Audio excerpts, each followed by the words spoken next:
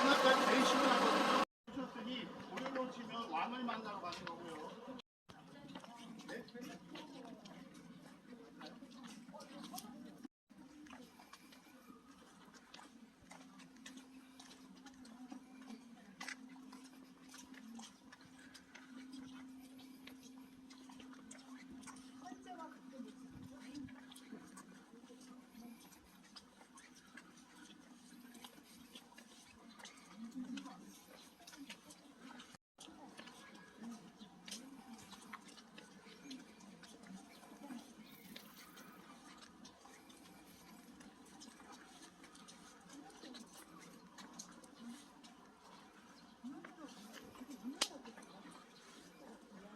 어서 오시기요? 여긴 이 사투리인가 보네.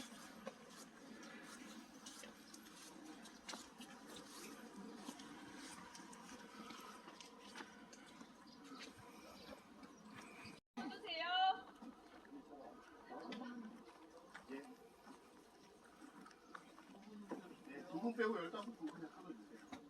아니 저희 15명이니까 네. 잠시만요. 몇 마리 그럴 것 같아요.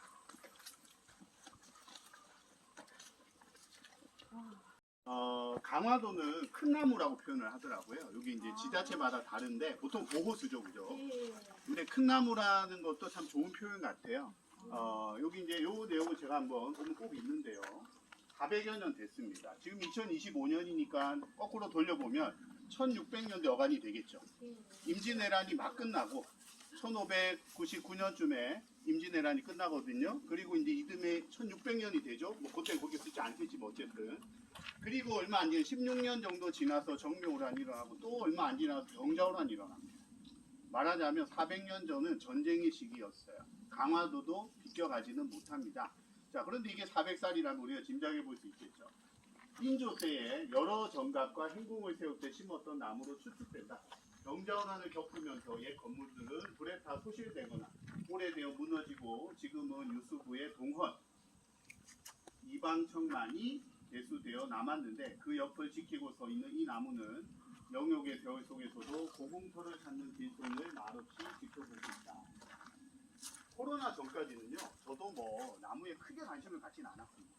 물론 양평에 가보면 천년된 은행나무 같은 것은 뭐 언제나 좀 놀랍긴 하죠. 그 규모와 이야기. 그런데 코로나를 지나보니 정말 이 자연 앞에 인간이 얼마나 무력하고 100년을 사는 것도 쉽지 않구나를 다시 한번 느끼게 되었죠.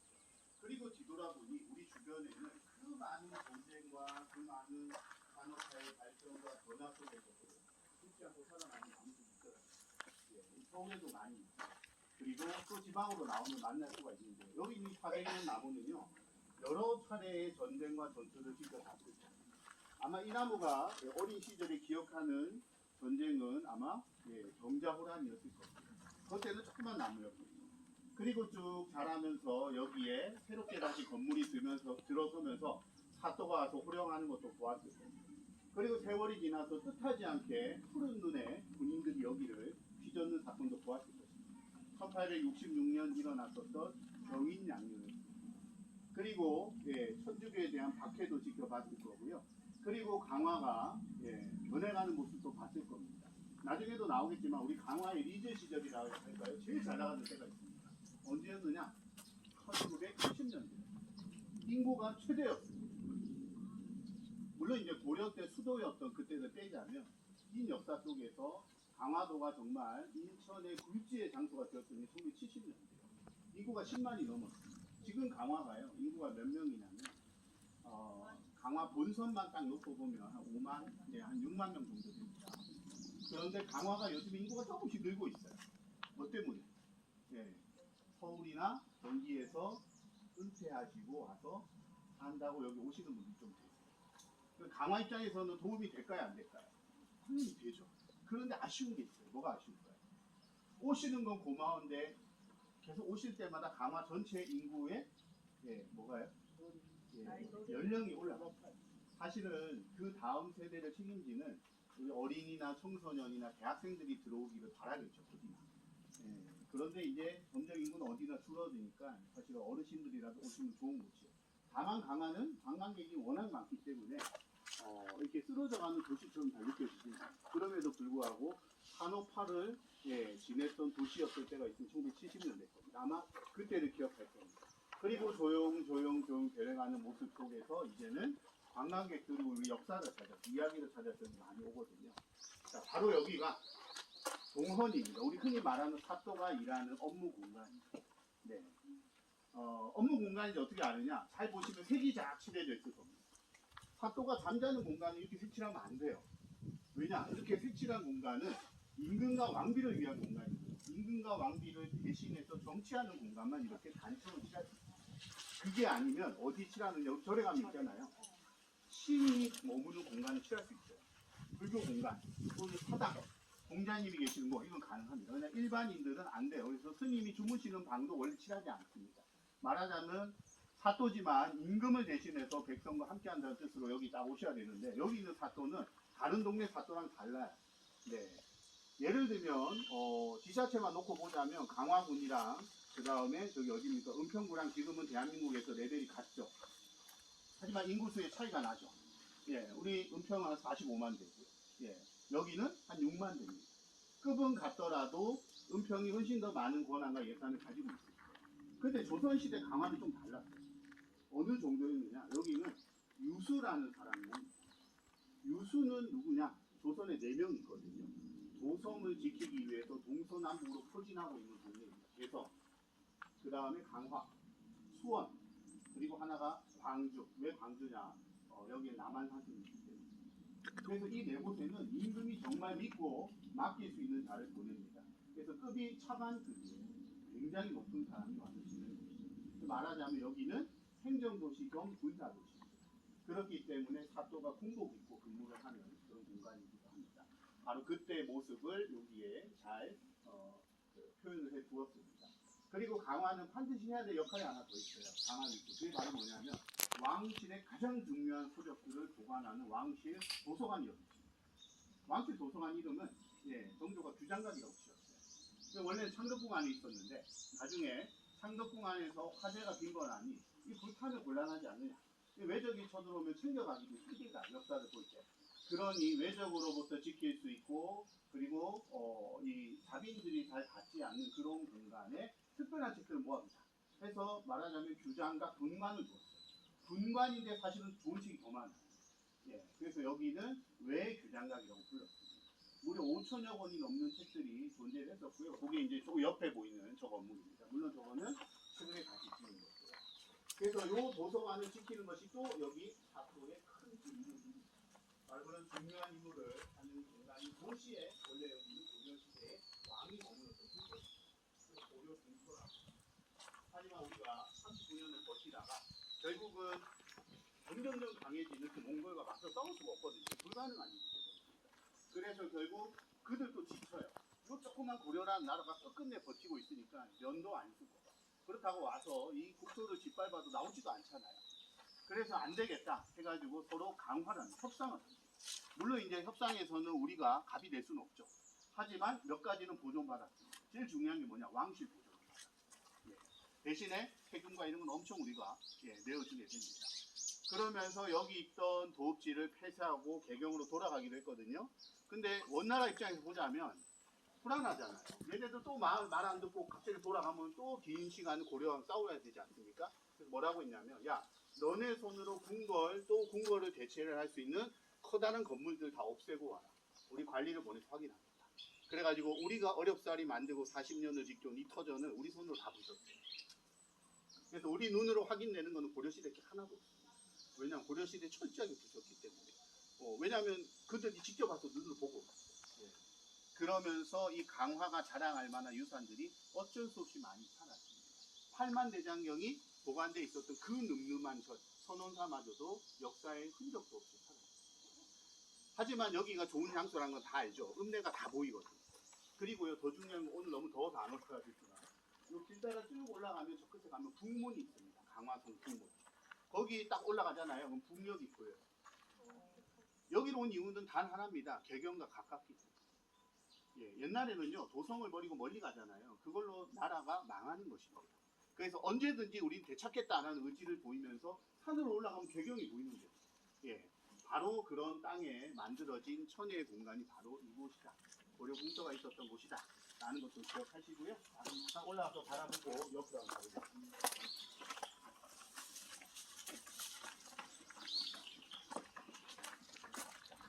만져보시면 시원합니다.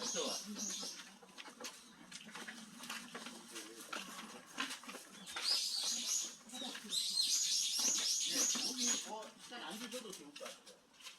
아니 저희가 뭐 앉을 때가 마땅치 않으니까요. 그냥 앉으셔도 좋고 서도 됩니다. 1866년에 있었던 사건을 잠깐 말씀 좀 드리려고 하거든요. 예. 가만히 계시면 바람 불고 하니까 훨씬 시원할 겁니다. 제가 혹시 그런 그 수업 시간에 질문을 드렸었나요? 조선 시대가 더웠을 때 지금이 더워요. 당연히 지금이 더워요. 예, 왜냐면 우리 뭐 기후 위기랑 다 알고 있잖아요. 그렇다 해서 조선 시대는 안 더웠다 얘기할 수 없거든요. 여기서 말하는 덥다의 핵심이 뭐냐? 체감 온도.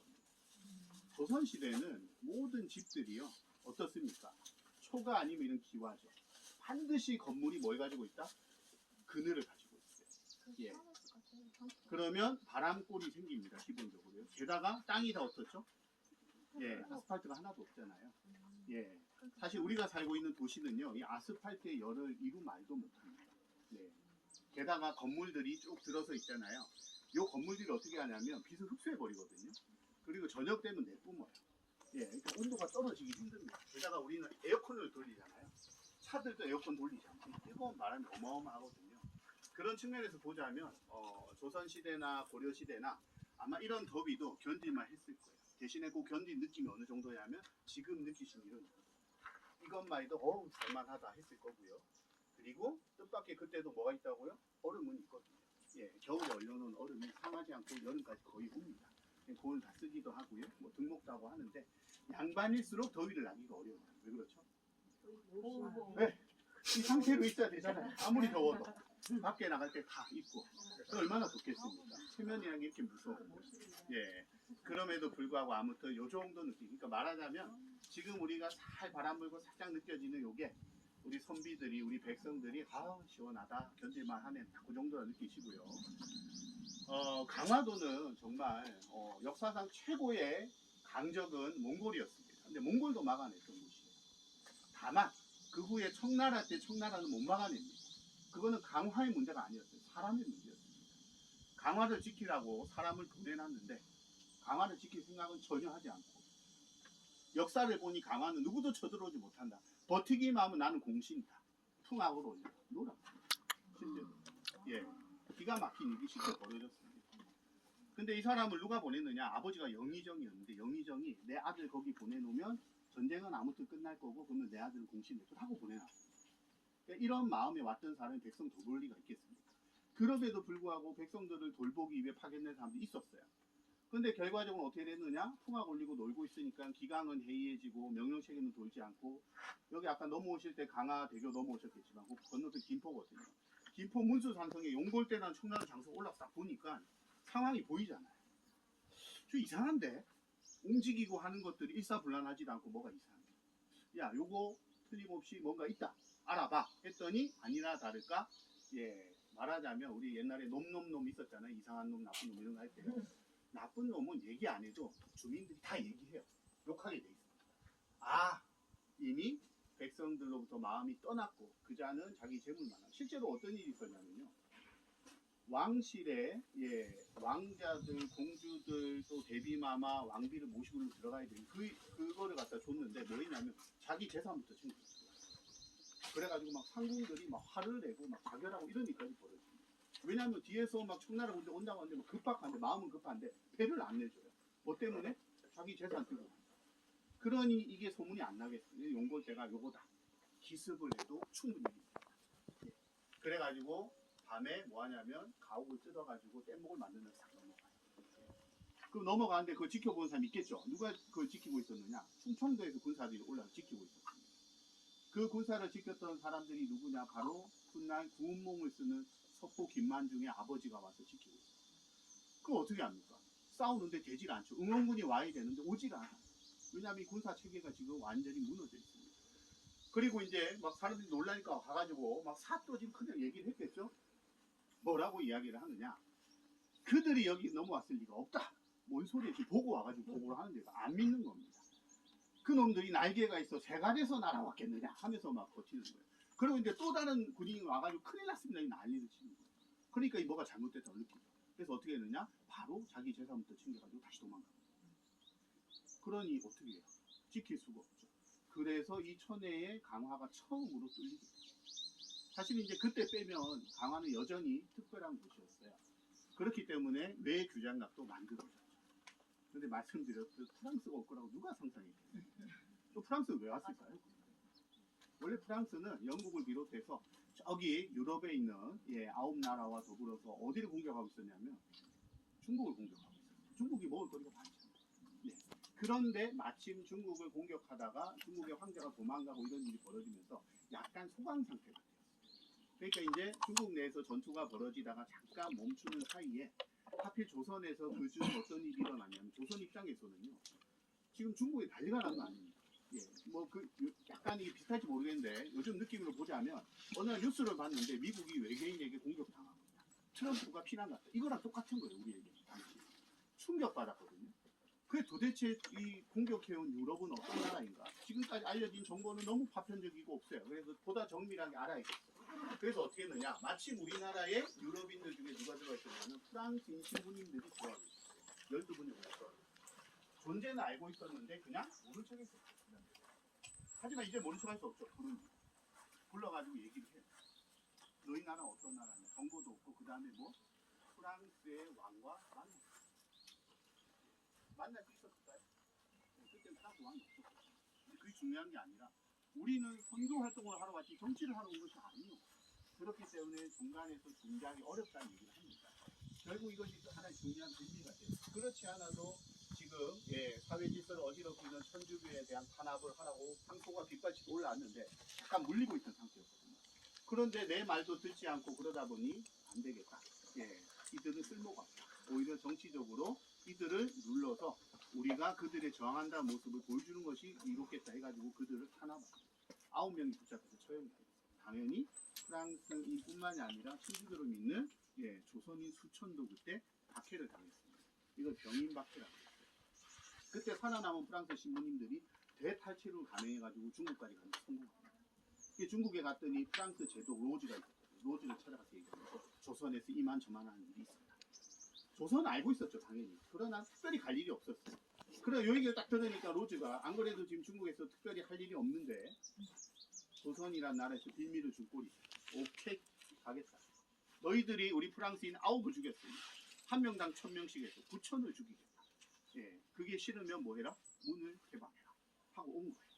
하지만 이제 조선에 대한 정보가 많지가 않으니까 어디로 들어오느냐? 한양을 정탐해야 되잖아요.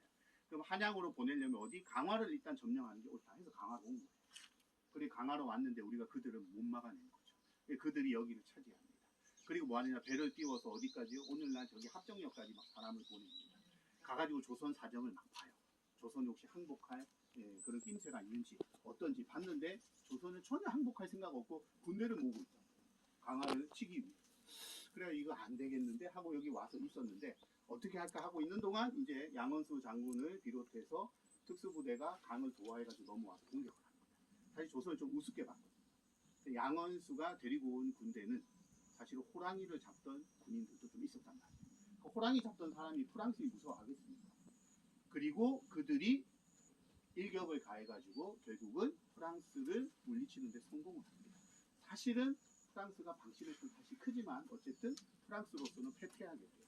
그리고 조선이 협상할 여지 생각도 없고 항복할 생각도 없으니 괜히 여기 있다 병사만 잃으면 베이징으로 돌아간 다음에 다른 유럽 나라들이 밀릴 것 같아가지고 결국은 돌아갑니다. 요 와중에서 무슨 일이 벌어지느냐? 여기 차지했다 그랬잖아요. 여기 차지하고 깜짝 놀랐거든요. 저기 문을 열었는데 자기들도 전 세계 많이 털어봤잖아요. 그런데 여기에 왔더니 책이 굉장히 많은데 딱 봐도 고급이에요. 중국에서도 보지 못한 책들이 잔뜩 있습니다. 좀 놀랐거든요. 근데 그 중에 뭐도 있었는데 사실은 저기 안에 뭐도 있었는데 금으로 만든 책도 있었고 금덩이, 옥덩이도 좀 있었고 그러니까 귀한 것도 저기 다 넣어놨고 야 빨리 챙겨라. 책이 너무 우리 이사해 보셔서 아시잖아요. 이사할 때 책이 문제거든요. 그러니까 그들은 돌아다니며 책 들고 다닐 수 없잖아요. 그런데 딱 봐도 이거 너무 신기해라는 책이 하나 있었어요. 그림책이. 예. 다른 나라에 없거든요. 그래서 없기 때문에 우리나라에 지금 오늘날에도 세계 기록유산을 인정받는 책입니다. 행사를 기록하는 의궤인데 너무 생생하고 너무 대단한 그들은 몰랐겠죠. 여기 있는 의궤가 뭐였냐면 임금님께 바치는 의궤만 따로 뽑아가 모아놨거든요. 의궤는 원래 통상 5부에서 9부를 찍어냅니다. 왜냐하면 행사 때 쓰는 거라 실무 부서에 갖다 놔야 돼요. 쓰기 때문에. 그리고 임금을 위해 만든 하나의 어람용 의궤가 있는데 이거는 최고급지에다가 만드는 거, 비단에다 해서 만드는 겁니다. 그러니까 이거를 갖다 여기 갖다 놨는지도 어떻게 알아요? 몰랐지. 그러니까 세상에 이런 책이 있나 이거 보고 싹 챙겨간 거예요. 그리고 나머지는 어떻게 할까요? 야 불질러 버려. 그래서 5천여 권이 불타서 사라졌습니다. 문제는 이게 무슨 책인지 몰라요. 목록마저 사라졌기 때문에. 그나마 왜 규장각에 이런 책이 있다는 이 단편적 자료가 남아가지고 우리가 알 수 있는데 안타까운 건 뭐냐면 한 권밖에 없거나 오래된 희귀본 절판본이 여기 다 있었어요. 그게 제일 아쉬운 거예요. 그 일부라도 그래서 무슨 얘기까지 하냐면 아니 기왕 훔쳐가는 그것도 훔쳐가지 차라리 라는 생각을 할 정도예요. 그 살아남았어요. 또 없어졌어요. 살아남은 건 이게 그게 이제 훗날 돌아오게 되죠. 그래서 그 인연으로 여기 있는 이제 여기 있는 외규장각은 강화의 세계 기록유산이 잠들었던 공간이 되거든요. 그리고 또 하나가 이제 오늘 가지는 않지만 저기 전등산 위쪽에 올라가면 조선 왕조 실록을 보관해서 사고가 있습니다.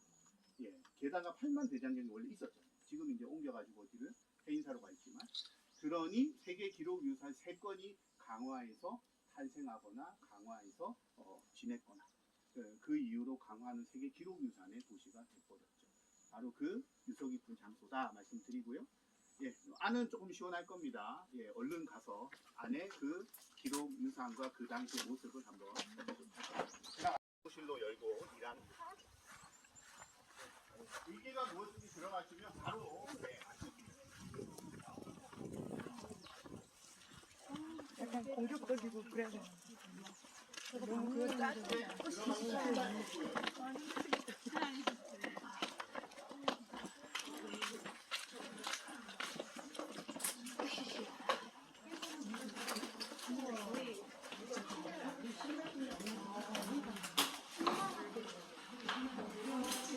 생각보다 책이 꽤 크죠, 그죠? 네. 조선 왕조실록은 더 큽니다. 네.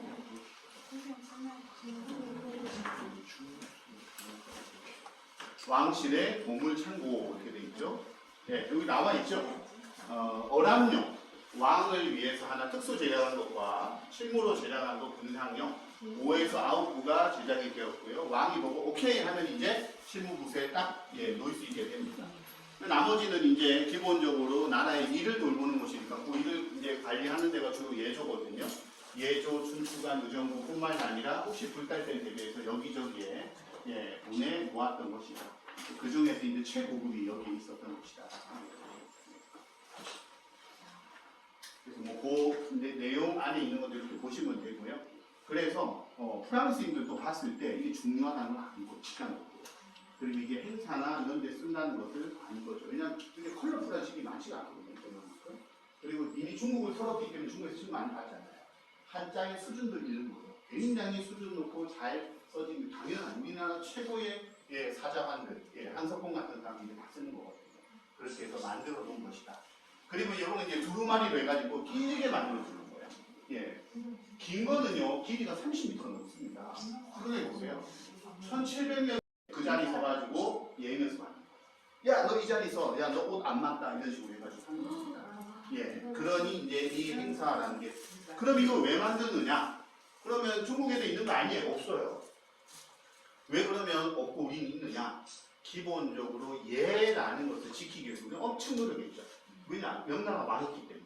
우리 조선은 반드시 예법을 지켜야 한다. 조선 후기에 예법이 엄청 중요해지거든요. 예법이 뭡니까? 질서고 하나가 틀리면 안 되는 거예요. 그러다 보니까 이 의계가 더 철저하게 만들어지고 여기에 따라서 정확히 하는 거죠. 그러니까 그 시대적 분위기가 고스란히 담겨 있다고 보시면 되겠습니다. 그렇기 때문에 군대에는 반드시 뭐가 있느냐, 전공기자가 있기 마련입니다. 예, 그래서 군대가 오면 반드시 따라온 게 뭐냐면 AS 센터 기술자가 와야 되고요. 왜냐하면 총 고쳐야 될 거 아니에요. 예, 그래서 임진왜란 때 일본군 대구가 있었냐면 포르투갈 기술 상인들이 있었죠. 조선 고출해야 되니까. 그래서 그들이 와가지고 조선하면서 다 기록해 놓은 겁니다. 마찬가지로 프랑스인들이 왔을 때도 사진도 찍어야겠지만 사진이 마땅치 않으면 다 그려야겠죠. 그래서 와서 다 그려놓은 이런. 그리고 이거 보면 그들이 정말 행복하고요. 왜? 일단 해냈다니까, 해냈다. 안 가고 싶어요. 예, 아니 제 마음은 그랬지만 어떻게 안 해요.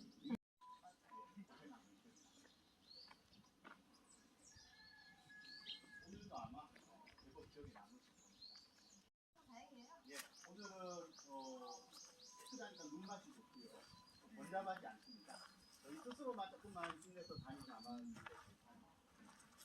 요 다음 코스는 실내로 들어가거든요. 예. 그리고 이제 낮 12시에는 뭘 알리느냐? 포를 쏩니다. 오포입니다. 오포. 예, 그래서 오포라고 하죠.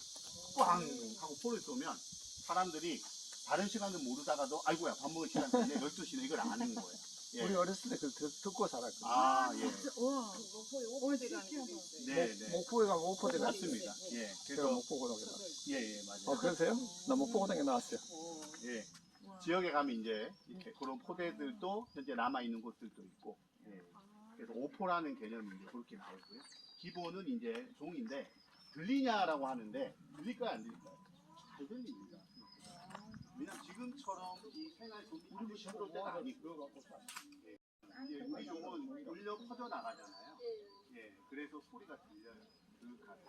왜 그러냐면 이게 이제 조선은 불교 국가는 아니지만 불교 시대가 1000년 가잖아요. 삼국 시대부터 해서 고려 시대까지.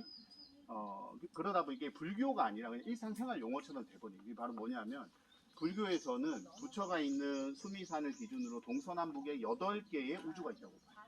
그 8 곱하기 4 32잖아요. 거기에 가운데 하나 33입니다. 말하자면 우주를 깨우는 소리예요. 하나도 빠짐없이 다 일어나라 33번입니다. 그리고 밤 되면 28번 치는 이유는 밤 하늘의 별자리가 28개라고 보거든요. 그러니까 야, 밤 됐으니까 빨리 와. 그래서 밤을 부르는 소리가 28입니다. 그래서 새해가 되면 몇 번 치죠? 33번 치잖아요. 예. 이 33인 대표하고 아무 상관없고요. 그게 그냥 옛날부터 내려오는 온 우주를 깨운다는 의미가 담겨 있는 거예요. 예. 그러다 보니까 불교 시대가 아니어도 세상을 깨우는 숫자가 33이 돼버린 것입니다. 예. 그렇게 해서 이제 종을 친다라는 건 이제 참고해 주시면 되고요. 다 오셨나요? 예. 그러면 예, 저기 이제 강화 외성이에요. 외성? 예, 이게 저 산으로 해가지고 어디까지 오냐면 요 뒤도 산이거든요. 이렇게 해서 뺑 두르는 것입니다. 예, 뺑 둘러가지고 산이 들어오고 있고, 내성은 또 요 안쪽에 도심으로 있는데, 저희가 이제 내성 중에 하나는 내려가다가 또 보실 거예요. 해서 둘러져 있다. 그리고 여기 밑에 보니까 강화 어린이의 꿈과 미래 보이시죠? 예. 여기가 이제 강화 초등학교인데요. 우리나라 최초의 학교들 중에 하나예요. 1896년에 만들어졌으니 아주 이른 시기에 만들어진 학교 중에 하나고요. 강화에 뭐 이름난 인재들은 여기서 나올 수밖에 없죠. 예, 왜냐하면 학교 이거밖에 없으니까. 학교 특별한 게 아니라 이제 옛날 학교들이 이제 그런 어떤 걸 가지고 있어요. 당연히 3.1운동 때 이 학교 학생들도 만세 부르고 난리 났어요. 그래서 3.1운동의 역사적 유적이 되는 거고요. 그리고 이제 여기 오른쪽으로 성당이 있습니다. 굉장히 아름다워요. 여기 일대가 참 재밌는 게 뭐냐면 성당도 있고 교회도 있고 절도 있고 성공회라고 하는 영국 교회입니다. 영국 교회도 있고 그래서 뜻하지 않게 종교의 화합을 하고 있는 도시가 있습니다. 왜냐하면 출발부터 그랬거든요. 여기는 독특하게도 어느 교회가 제일 먼저 들어왔냐면 성공의 성당이 제일 먼저 들어옵니다. 근데 성공의 성당이 어떤 식으로 이렇게 들어왔냐면 우리 거를 접하겠어가 아니고요. 그들이 우리를 어려워하지 않고 이해하게끔 들어가자. 그러려면 일단 공간부터 좋게 만들어야 돼요. 그래서 우리에 대한 궁금증은 공간 안으로 들어왔을 때 오 이런 거예요 라고 하되 들어오기까지는 건물이 낯설면 안 들어가거든요. 그래서 겉으로는 절의 모습을 그대로 가. 겉은 절이에요. 사찰. 안은 바실리카 양식의 유럽식 건축물입니다. 근데 건축물이 또 들어가면 조선 사람들이 또 어색하지 않게 몇 가지 또 장치를 꾸며놨어요. 그렇게 해서 처음 시작을 했습니다. 예, 신부님들도 한복 입고 막 시작했고요. 너무 놀랍게도 이왕님 제가 같은 말씀드리겠지만 한글 우리말에 대한 연구를 엄청나게 했어요. 예, 그래서 지금요 엊그제부터 저기 그 영국문화원에 가면 특별한 전시 하나를 하는데요. 그 전시가 뭐냐면 그들이 우리와 얘기를 하려면 우리말을 잘 알아야 돼요. 그래서 우리말을 엄청나게 노력해가지고 요거를 풀이하는 해설서 같은 걸 만들었는데 해설서 제목이 뭐냐면 하다입니다. 하다. 조선인들이 제일 많이 쓰는 말이 하다래요. 하다. 예, 근데 우리는 어미가 막 변하죠. 예, 예, 하옵고, 하시옵고, 해서, 합리격, 해쇼, 예, 하쇼. 요거를요, 무려 800개를 채로 해가지고 영어로 다 분석해요. 그렇게 해야지만 조선인들과 얘기를 나눕니다. 그렇게 시작하고 들어왔으니, 그다음부터 들어오는 종교들은요, 비슷하게 하지 않으면 여기서 전도 자체가 안 돼요. 그러다 보니까, 예, 남과 다른 것을 강조하는 게 아니라, 비슷하고 함께 할 수 있는 걸 강조하다 보니까 종교적 혼란이 없는 상황입니다. 그래서 성당도, 예, 여기 가시다가 단짠 성당 들어갈 거예요. 사진이 너무 예쁘거든요. 여기 좀 찍으시고요. 내려가서 여기서는 잘 안 보이는데 이쪽에서 잘 보실 겁니다. 건너편에 저 보면 절도 아니 애매하죠. 저기가 성공했어요. 저기가. 외등당에서 저희 아이들이 결혼식을 했는데 아, 예. 너무 경건하고 이렇게 저는 예. 이게 교회 결혼식은 네. 이렇게 잡아서도 네. 주택으로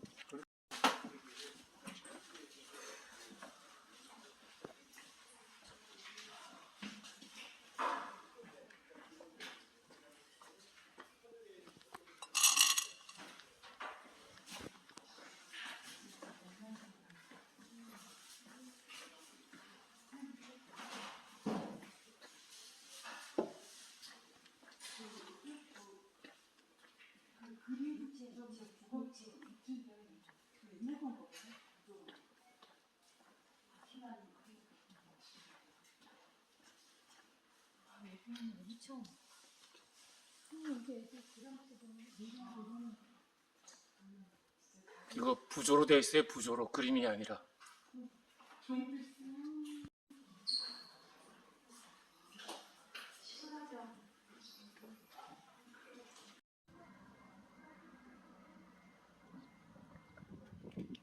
빨리 안 켜지네.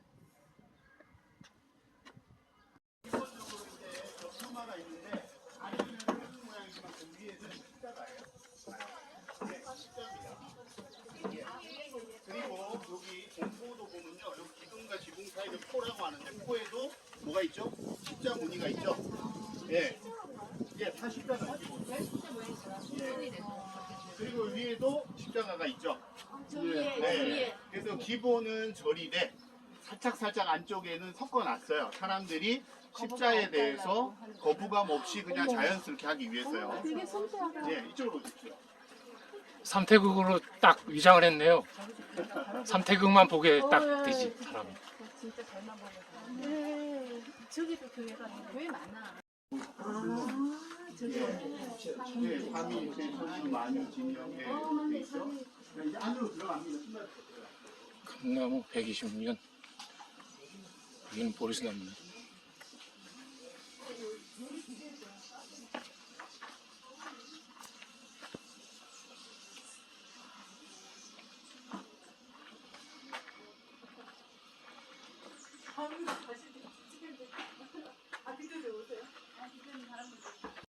감나무 보리수나무 126년 18m. 인도에서 들여온 10년생 보리수 나무들.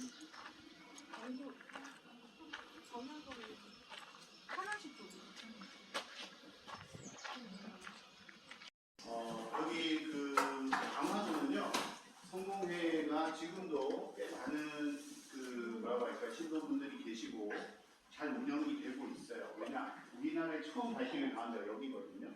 일단 성공회라는 이름을 잘 모르시는 분들 계실 겁니다. 성공회, 우리가 성공 실패할 때 성공이 아니고요. 성스러운 할 때 성자고요. 모두 할 때 공이 공동리가 그래서 성스러운 우리 모두의 교회다라는 뜻이고요. 그러면 모두의 교회라는 얘기는 또는 교회는 모두가 아니라 누군가의 교회로서 이렇게도 질문할 수 있겠죠. 맞아요. 나라의 교회였어. 그리고 교황과 교황청만의 교회였지.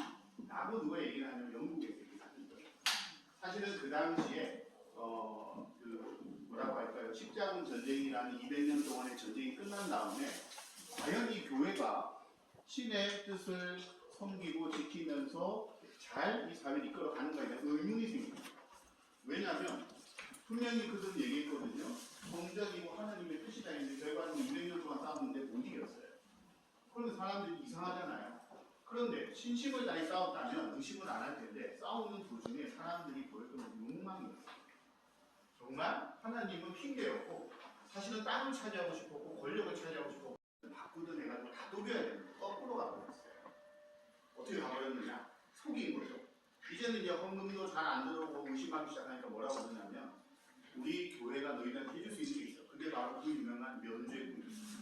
이거를 사면 다소간의 죄가 있다 하더라도 천국에 간다. 누가 보증하는데? 교황청이 보증. 왜? 우리가 들었거든 하나님으로부터. 사람들이 볼 때는 이상한데 계속 주장하잖아요. 사회가 전반적으로 조금 깨어있는 데서는 잘 안 믿어요. 아닌 것 같거든요. 그런데 딱 요 지역에서만 유독 잘 팔립니다. 그게 어디였냐면 오늘날 독일 지역이에요. 그 지역이 하나의 나라로 합쳐져 있던 게 아니라 말하자면 지방별로 다 쪼개져 있었고요. 요 지방의 제후들은 누가요? 지방의 제후들은 왕의 명령을 듣고 싶지 않으니까 누구랑 딱 손을 잡아내고 교황청과 손을 딱 잡았어요. 그래가지고 교황청과 한편이 돼가지고 백성들한테 이걸 막 팔면서 돈을 벌고 막 이랬어요. 그러다가 루터라는 학자가 이건 아니지 라고 해가지고 얘기를 시작했는데 사람들이 깨기 시작했고 그때부터 종교개혁이 유럽에 쫙 퍼지게 됩니다.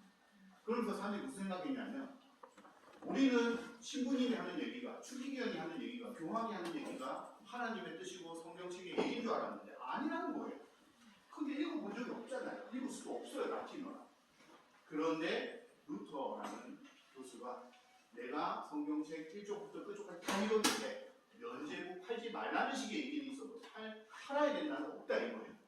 그러면서 너희들도 봐. 그래서 그때부터 루터가 뭐 했느냐. 교황청으로부터 쫓겨서 다니면서 성경을 독일어로 고치는 일을 합니다. 너도 나도 볼 수 있게 됐죠.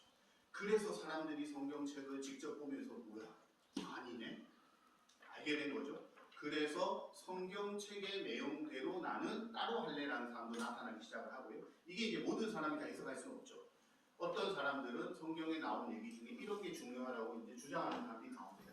기본적으로 성경의 내용을 따라가자라고 주장했던 루터의 말을 따르는 루터파가 있고요. 그리고 이제 아주 흥미로운 사람 하나 나타나요. 칼뱅이라는 사람. 칼뱅이라는 사람은 뭐라고 얘기를 했냐면요. 이렇게 주장합니다. 우리가 천국에 갈지 안 갈지 아무도 모른다. 그것은 오직 하나님만 결정하실 사항이야. 그렇기 때문에 내가 간다 안 간다 너는 간다 만다 얘기하면 다 거짓이야. 그럼 어떻게 해야 되는데요? 믿어. 내가 구원받고 선택됐다고 믿고 똑바로 살아. 생각해봐. 하나님이 선택한 자가 방탕하게 살 리가 있냐? 또 들어보니 그렇거든요. 또 어떻게 사는 게 맞는 건데? 자신의 직분에 충실하는 것. 그랬더니 누가 오냐면 상인들이 와요. 아 진짜입니까? 왜냐하면 그 전에 성경책 해석에 따라 뭐가 나오느냐? 상인이 천국에 가는 것은 나타나 바른 구멍에 들어가는 것보다 어렵다라는 식의 논리가 많았어요. 그러다 보니까 상인들은 현세에서 돈 벌고 잘 살지만 죽은 다음에는 나는 망했다고 생각하지 않았어요. 난 지옥 가겠네. 그런데 칼뱅은 그게 아니잖아요. 네가 하는 일에 최선을 다하면 너도 천국 갈 수 있어요. 그러니까 상인이 너무 좋은 겁니다. 정말 저도 갑니까? 모르지. 그러나 너가 나쁜 짓 안 하고 정말 법을 지키고 사람들을 도우면서 돈을 열심히 벌고 잘 쓴다면 그게 하나님이 예정한 삶이지 않겠어? 라고 하니까 왠지 좋은 거야. 그러니까 이제 상인들도 뭡니까? 돈만 끌어모으다가 또 쓰기도 하고 나누기도 하고 이 칼뱅 파는 상인들로부터 엄청난 지지를 받으면서 여러 도시들을 퍼져나갑니다. 이러니까 이제 교황청 난리가 납니다. 다 내 품만 있어요. 막 뜯어서 나와요. 끌어안아야 되는데 잘 안 되고 이런 와중에 큰 문제가 하나 생겼으니 국가 차원에서 뚝 뜯어져 나가는 않습니다. 그게 어디냐면 영국.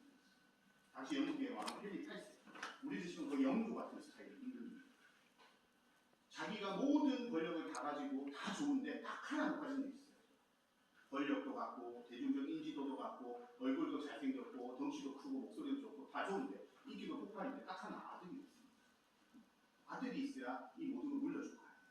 근데 사실은 아들이 없는 게 아니라 첫째 부인으로부터 자식이 없는 거예요. 첫째 부인이 누구냐면 스페인 출신의 공주거든요. 그런데 스페인은 당시 최강국이었거든요. 스페인에서는 교황만 배출한 집안이었습니다. 그런데 이 첫째 부인 캐서린과 아무리 그 사이에서 아들이 안 태어나니 다른 데서라도 아들이 태어나는데 모든 걸 못합니다. 그러면 뭐 해야 됩니까?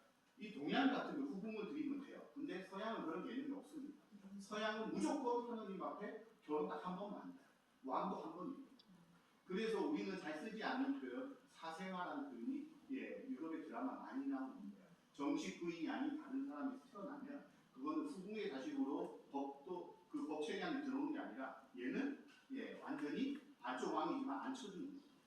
그런 상황 속에서 나 이혼해야겠다. 나 아들 낳으려면 딴 여자랑 결혼해야겠다라고 하는데 이혼은 누가 시켜주느냐? 교황이 인정해야지만 이혼되거든요. 교황이 인정해 주겠습니까? 말하자면 자기 조카인데요. 당연히 안 해주죠. 그래서 어떻게 하느냐? 그러면 교황 정부가 결별합니다.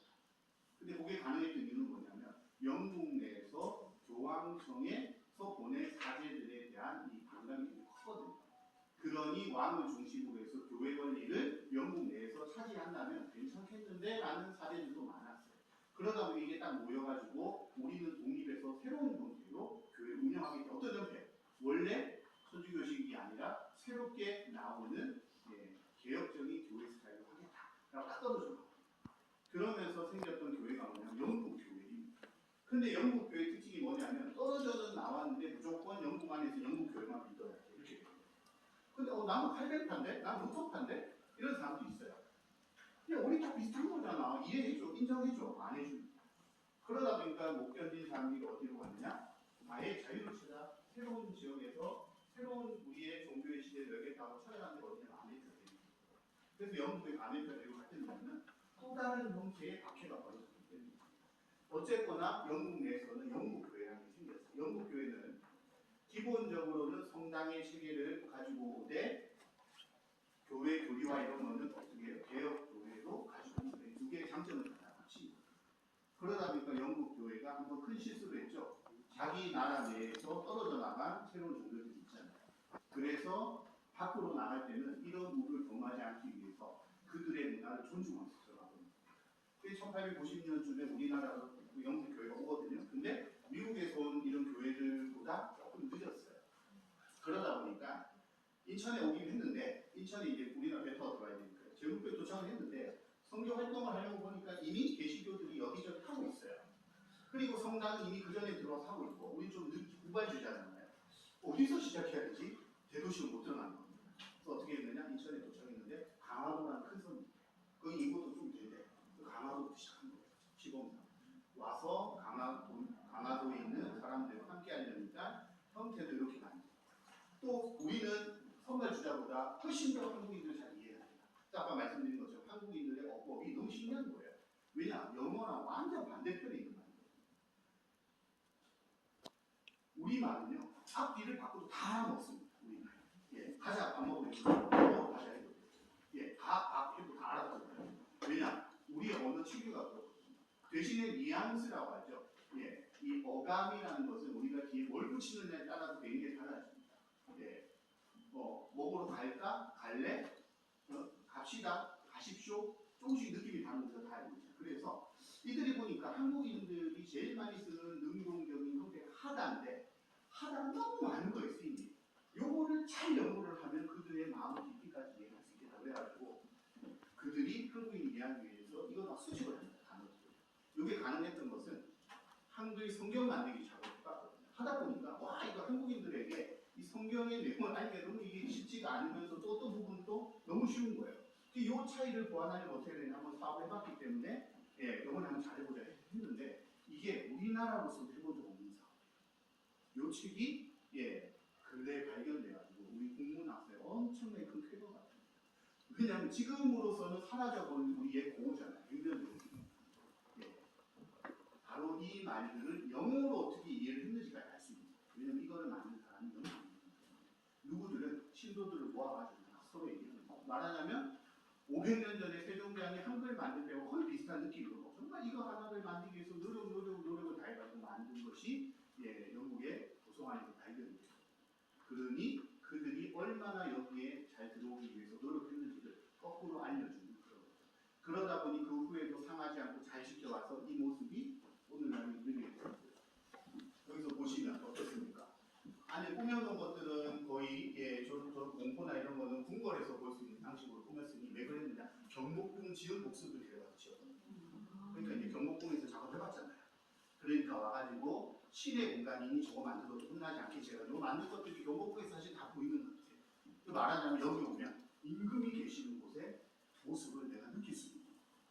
그러니 들어와서 있으면 야 이거 우리나라인데 뭔가 향식이 좀 다르고 아주 신기하면서 이게 얼마나 그 시대 100년 전에 이곳을 종교의 공간으로서 정착시키기 위한 노력이 들어갔나 알 수가 있고 그래서 그 후에 이 성봉회와 이 강화도는 하나의 몸이 되어버렸어요.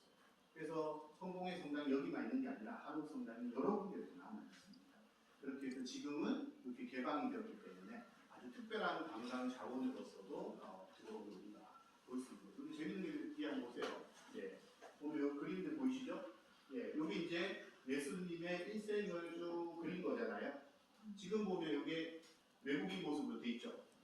요거를 어떤 모습으로 하냐면 예수님을 덮고 있고 가슴 소비로 표현해요. 그 성모 마리아를 뭘로요? 만화님으로 표현해가지고 아이를 낳는 모습. 그리고 그 누구죠? 천사들은 선녀로 꾸며가지고 선녀로 아주 좋아하시고. 그럼 뭡니까? 스토리는 다른데 사파는 우리가 아는 모습이잖아요. 이런 식으로 해가지고 다가서는 모습들도 있었죠. 그리고 이제 어느 정도 좀 사람들이 친해지고 아니까 궁금합니다. 신부님, 진짜로 서양에서 그림이 어떤가요? 가 쓰고 있진 않으실 거 아닙니까? 예수님 어떻게 생겼나요? 그때 이제 이런 모습들이 등장해서 이렇군요 하고 알게 되는 거죠. 바로 이제 그런 모습을 우리가 짐작할 수 있는 이 공간이 여기에 있음을 알 수 있습니다. 자, 그러면 이제 저희가 사진 좀 찍으시고요.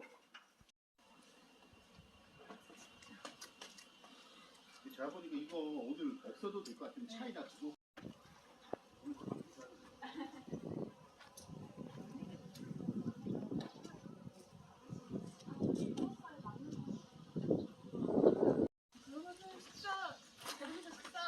여기서 그거 미술을 오시면 가닥 알겠죠? 그러려면 그도 마음속으로 들어가야 돼요.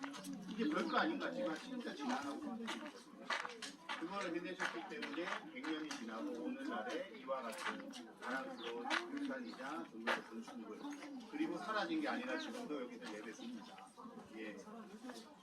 있고요. 천만다행으로도 사라지지 않고 그 모습 그대로 간직한 곳들도 있고 한데요. 김대건 신부가 거기서 이 중국으로 이렇게 가거든요. 그러니까 그 이제 인연이 닿은 것이죠. 그래서 거기에 돌아와가지고 처음 만들었을 때는 이제 초가집에서 시작했는데 나중에 더 커지면 이제 집을 더 크게 늘리는 거거든요.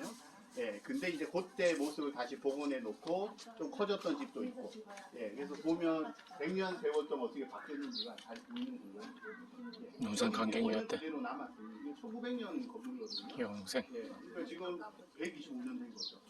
약간씩 보수했지만 원래대로 내려. 이런 것들이 역사의 한 장면이자 해당 지역으로서는 문화적 하나님께서 자산이자 우리로서는 긴 역사에서 하나의 흐름을 짚어볼 수 있는 공간이기 때문에 소중한 공간입니다. 이게 저는 개방한 게 잘했다고 봐요. 개방을 함으로써 더 잘 지켜지고 왜냐하면 오시는 분들은 알게 되니까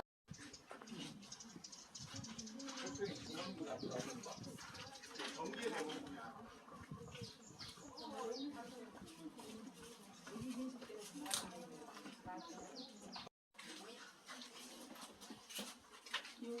여기 오십시오. 여기 그늘에 앉으시면 됩니다.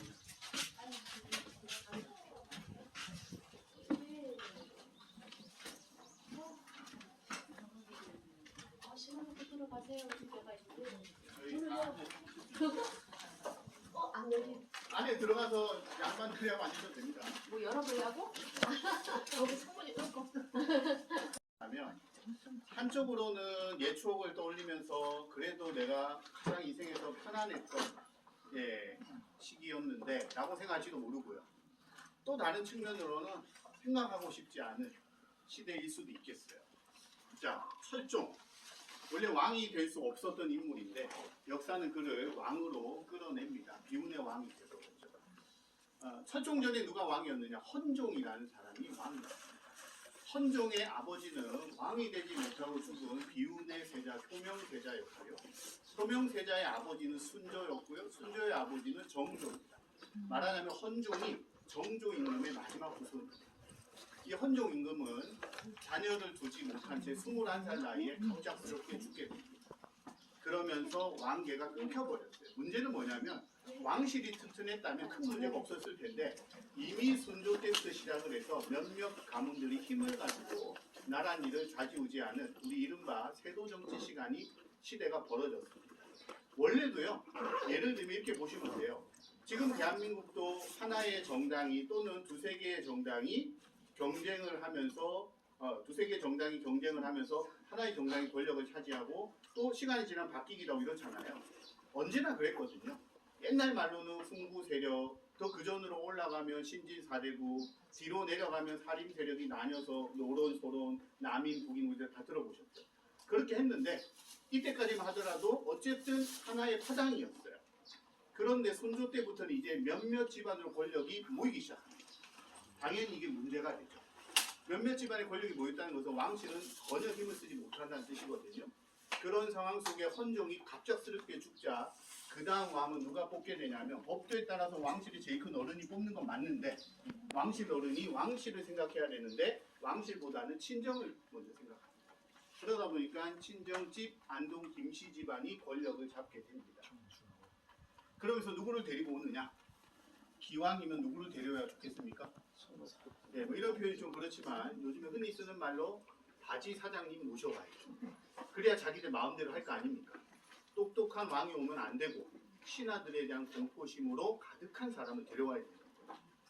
기왕이면 거기다 뭐까지 되면 좋습니까? 거기다가 명까지 짧으면 더 좋아요. 길게 지내면 자연스럽게 권력이 모입니다. 그러니 오래 살면 또 좋지 않아요. 그렇기 때문에 누구를 데리고 올까 고민을 많이 했는데 그때 발탁된 인물이 누구였냐면 당시 19세로 유배지에서 유배 생활을 5년째 하고 있었던 이원범이라는 인물이었습니다. 이 원범은 도대체 누구냐? 원범의 아버지는 전계대원군입니다. 전계대원군의 아버지는 은원군입니다. 은원군의 아버지는 사도세자입니다. 말하자면 사도세자의 아들이 정조라는 우리가 알고 있죠. 근데 사도세자한테는 아들이 몇 명 더 있었거든요. 예, 정식 부인인 세자빈이 아니라 후궁들이 있었단 말이에요. 후궁들의 자손들이 있어요. 은원군, 은정군, 은신군 이런 아이들이 있었거든요. 정조에게는 동생이지만 경쟁자였습니다. 정조가 나중에 왕에 올랐는데 아시는 것처럼 정조에게는 뭐가 있습니까? 정조를 싫어하는 신하 무리들이 있죠.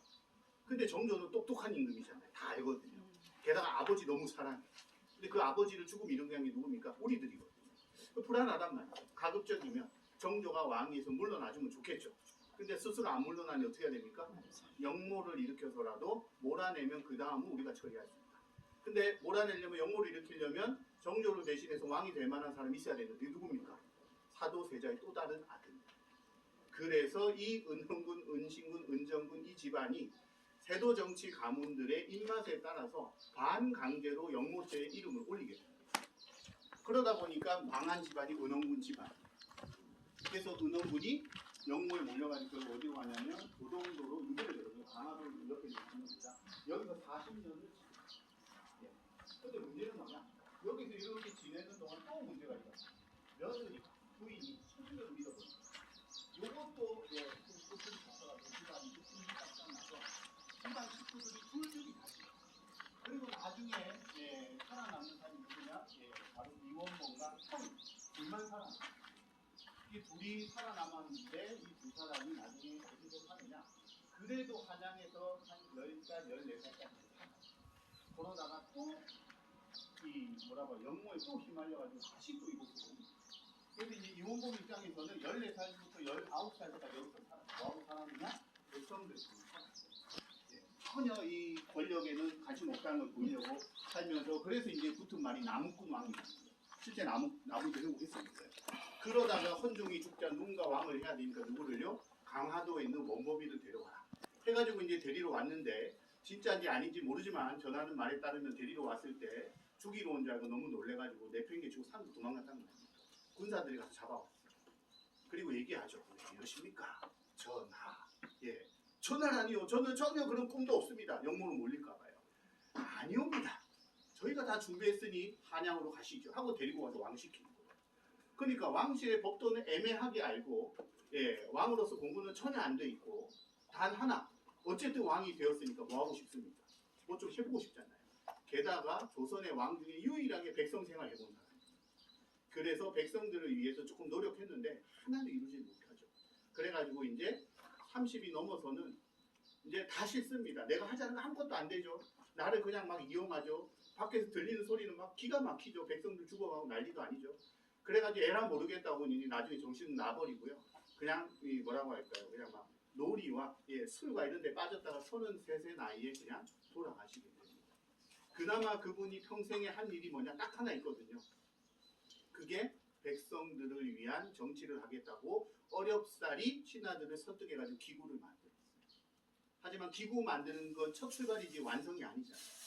만들어가 뭐 해보려고 했더니 뭐 전례에 어긋난다 이렇게 하면 혼란스럽다 어쩌고저쩌고 하지 결국은 아무것도 못하고요. 그리고 끝나게 되죠. 철종이 세상에 대해서 관심을 버린 것은 거꾸로 말하자면 조선이 끝나는 것과도 마찬가지라고 보시면 됩니다. 아주 좋은 골든타임을 다 놓쳐버렸어요. 그 다음에 흥선대원이 나타나서 뭔가를 해보지만 이미 늦었습니다. 뭐요? 내적으로는 뭘 좀 해보는데 외적인 준비가 하나도 안 됐어요. 세상은 변하고 있었거든요. 유럽이 강국이 되어서 들어오고 있는데 우린 준비가 하나도 안 됐어요. 바로 이 안타까운 패절을 세월 15년을 놓치면서 조선이 나락으로 빠졌던 때가 철종이었는데 나락으로 빠지나 말거나 나는 잘 먹고 잘 살래 라고 했던 왕이라면 우리가 그를 슬퍼할 이유도 없어요. 근데 그는 그나마 그 작은 시간이지만 해보려고 노력했었고 실패했었기 때문에 비운의 왕이라고 하고 안타깝게 우리가 등을 한번 다독여주고 싶은 마음이 드는 사람이다. 그가 지냈던 곳이 여기인데 그러면 그나마 내가 살았던 그 시절의 느낌이라도 남아야 되는데 강화 유소가 되었던 정기세가 임금한테 잘 보인다고 기존 살던 집 허물어버리고 더 크게 지어버려요. 고향마저 없어져버려요. 바로 그런 역사 이야기가 남아있는 장소다라는 거 기억하시고요. 저희는 그러면 밖으로 나가보도록 하겠습니다. 강원군 강화도령 접시꽃.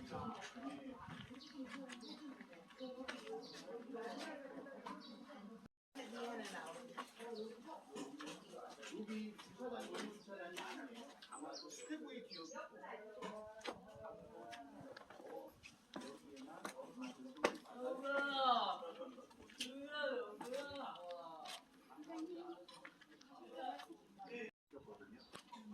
1970년대가 강화도 제일 잘 나가는 시기였어요. 아시는 것처럼 강화도 사람들이 직물 짜는데 굉장히 재능이 있어요. 왜냐? 옛날부터 화문석으로 유명했거든요. 그러다 보니까 그 후에 현대식 직물들이 들어오면서 일제강점기 때부터 솜씨종 기술자들이 많은 이곳에서 뭘 했냐면 공장을 만들고 직물을 짰어요. 그 직물들 중에 대표적인 게 오늘날 나오는 소창은 아시는 분도 있고 모르시는 분도 있어요. 예. 옛날 좀 약간 헐거운 면 같은 건데요. 예, 애기들 옛날 귀저귀 생각하시면 되고요. 관 같은 거 옛날에 하관할 때 끈 하얀 광목 같은 거 있잖아요. 그거 만드는 곳이라고 생각합니다. 예, 그것만 만드는 건 아니고 여러 가지 직물을 만드는데 대구에서 화학 섬유 시대가 열리기 전까지 전국 넘버원이었어요. 그러니까 공장만 여기 한 80여 개가 있어요. 그중 예, 비석 하나 보시죠. 세상에 이런 일이 많아요. 우리나라에 보면 땀 흘리는 비석, 눈물 흘리는 비석이라는 얘기 들어보셨죠? 나라에 큰일이 있을 때마다 물이 새어 나오고 운다라고 하는데 이 비석의 주인공을 생각하면 조금 이해가 됩니다. 김상용이라는 분의 비석인데요. 병자호란이 일어났을 때 왕실 가족들의 안위를 책임지는 여기 들어오셨던 분인데 막상 들어왔는데 총책임자는 자기 재산만 지켰다고 했잖아요. 그러다가 이 청나라 군대가 들이닥치자 끝까지 버티다가 결국 어떻게 하셨느냐. 폭약들을 가지고 있었던 곳에 올라가셔서 담뱃대에다가 담배를 붙인 다음에 폭사해서 돌아가셨어요. 예. 그런데 그분은 원래 담배 안 피시는 분이거든요. 말하자면 책임을 지고 돌아가신 거예요.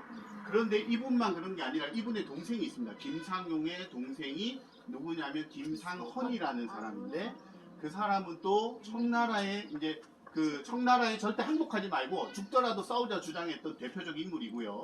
우리 영화 남한산성 보셨다면 거기에 이제 누굽니까? 그 김윤식이었나요? 김윤석. 예, 김윤석이 활약했었던 그 배우였습니다.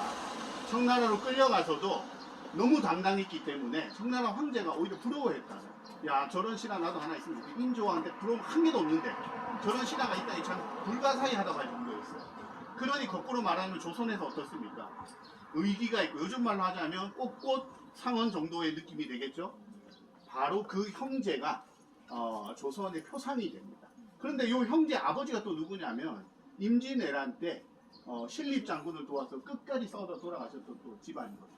그러다 보니까 이 집안은 조선의 양대 전쟁을 거치면서 지사로, 협사로서 나라를 위해 충성하다 죽은 사람들이잖아요.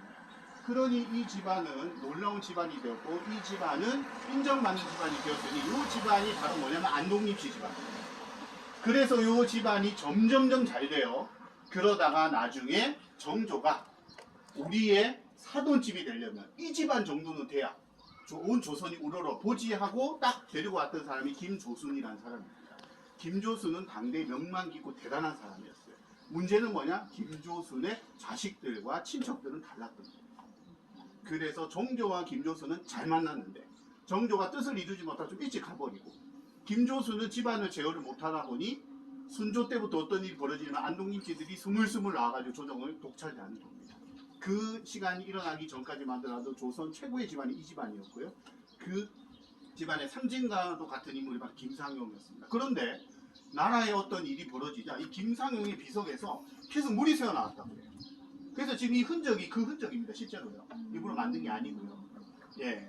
그래서 그러면 언제 그랬느냐? 당연히 이야기가 나오겠죠. 예. 나라를 일본에게 잃었던 때도 물이 나왔다고 그러고 6.25 전쟁 때도 나왔다고.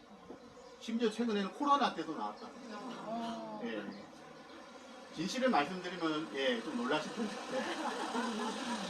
이런 거는 또 그 과학의 영역이 있고 그다음 역사의 영역이 있고 전설의 영역이 있거든요. 전설의 영역으로 갈수록 더 재미가 있죠. 놀라. 과학의 영역으로 갈수록 이렇게 된다.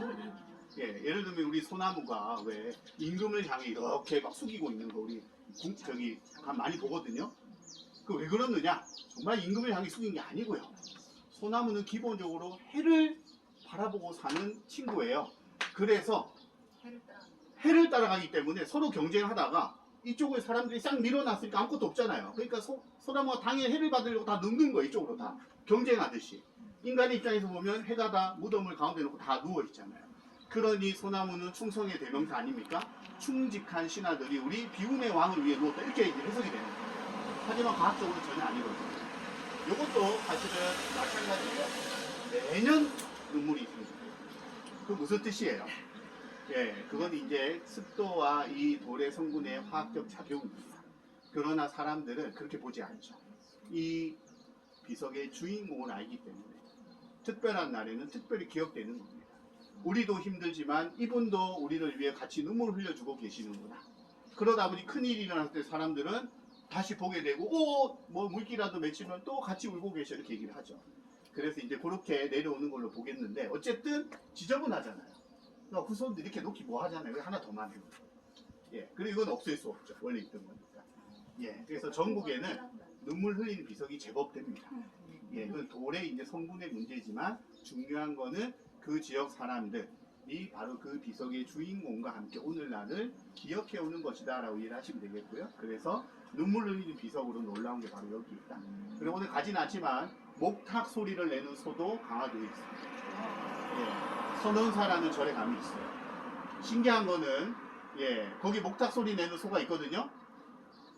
다른 소를 데려서 거기 놔두잖아요. 얘도 배워요. 같이 소리를.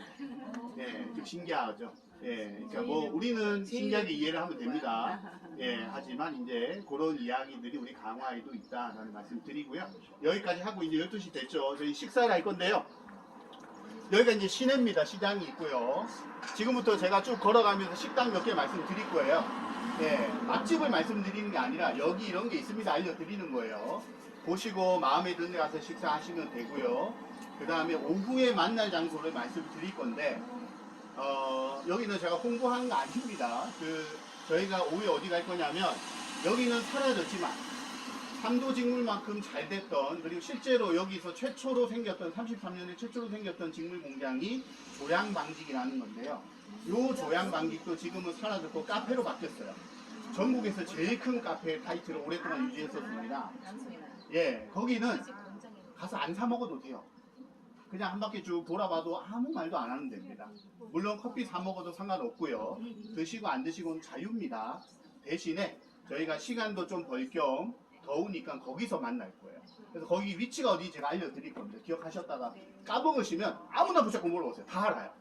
조양방직 어디입니까? 한번 가르쳐 주실 겁니다. 여기서 예. 가까운가요? 가까워요. 여기서 걸어가면 한 5, 6분밖에 안 걸립니다. 예, 그러니까 제가 가실 수 있다 얘기하는 거예요. 그래서 식당 위치를 전반적으로 알려드리고 식사하신 다음에 거기 걸어가서 차를 드시든 뭐 하시든 거기 계시다가 정해진 시간에 저희가 만날 겁니다. 알겠죠? 요 말씀 일단 먼저 드립니다. 일단 따라오시고 식당 몇 개 제가 말씀드립니다.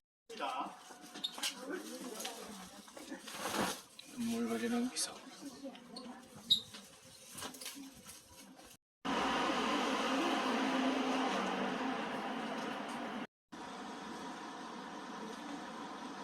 노란색 차, 그리고 여기 하얀색 차 보이시죠?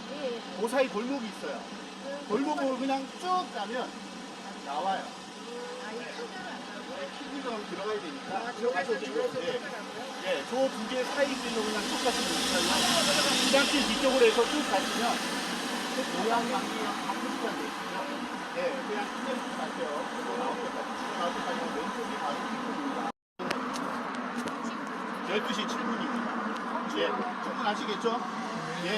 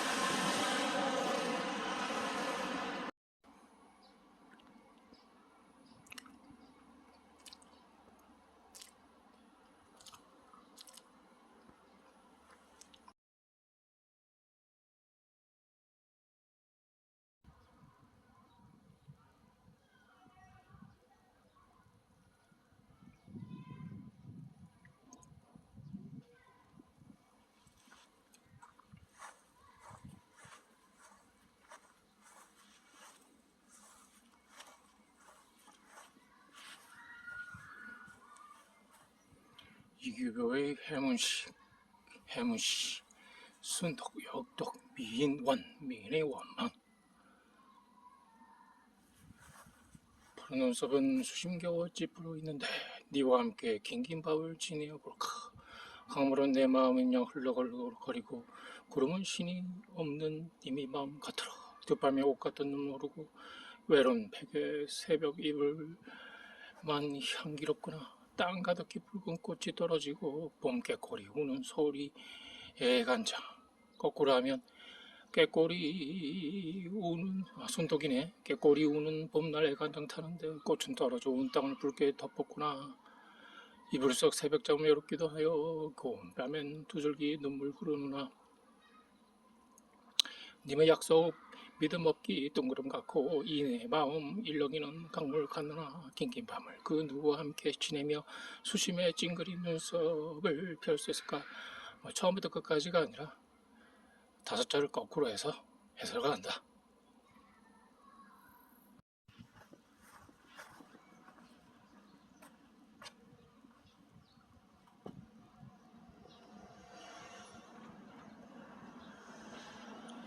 진달래 나보다 오래 늦게 통행금지 시간 임박해서 들어오는 H가 무슨 생각이 들었던지 진달래를 하나로 안고 들어왔다. 늘 꽃타령을 하던 나였지만 진달래꽃을 힐끗 쳐다보고는 졸려서 눈을 감아버렸다. 임종하는 자리에 보고 싶은 그렇게 성화를 하던 진달래꽃을 보고도 잠을 깨지 못했다. 잠은 들었으나 밤새 진달래 꿈을 꿨다. 진달래가 밤하늘의 총총한 별처럼 만발하게 피어있는 꿈이었다. 밤새도록 진달래 꽃잎에 파묻혀서 놀던 꿈이었다.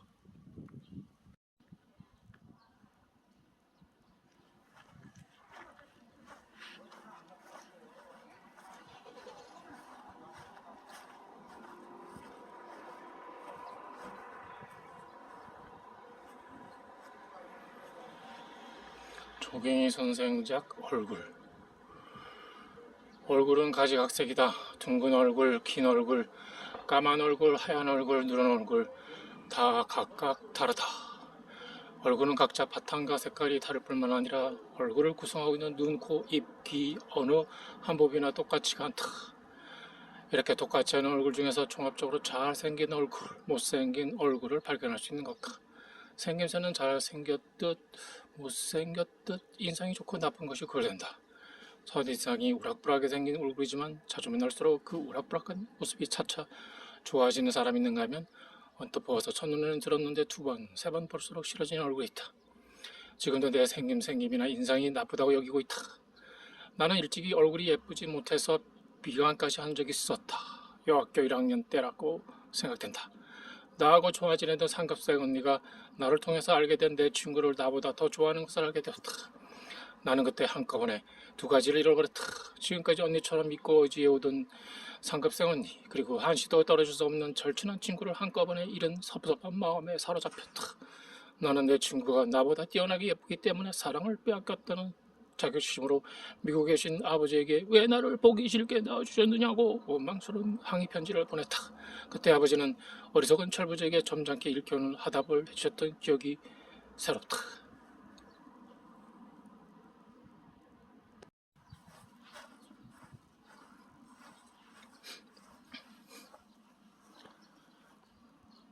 하얀 꽃들. 옛날 어느 임금님이 온 고을의 처녀를 일당에 모아놓고 왕비를 고르게 되었다.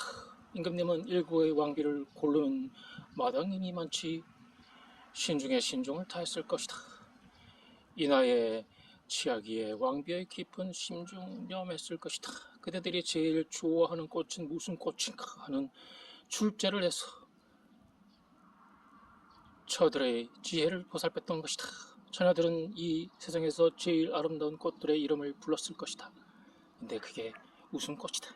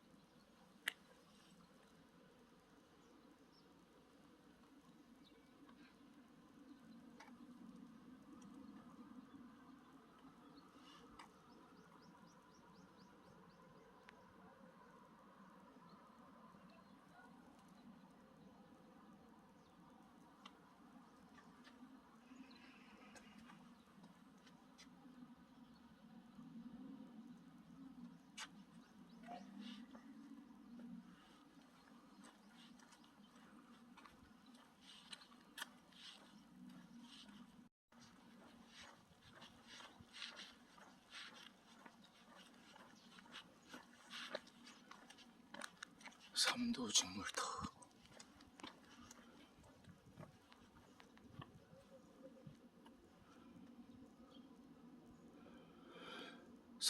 심도직물이네. 심도직물은 지난 1947년부터 2005년까지 운영됐던 국내 글지 사업연사로 60년대 70년대 직원이 1200명 정도였고 거쳐간 사람들 수만 해도 1만 명이 넘었다고 한다.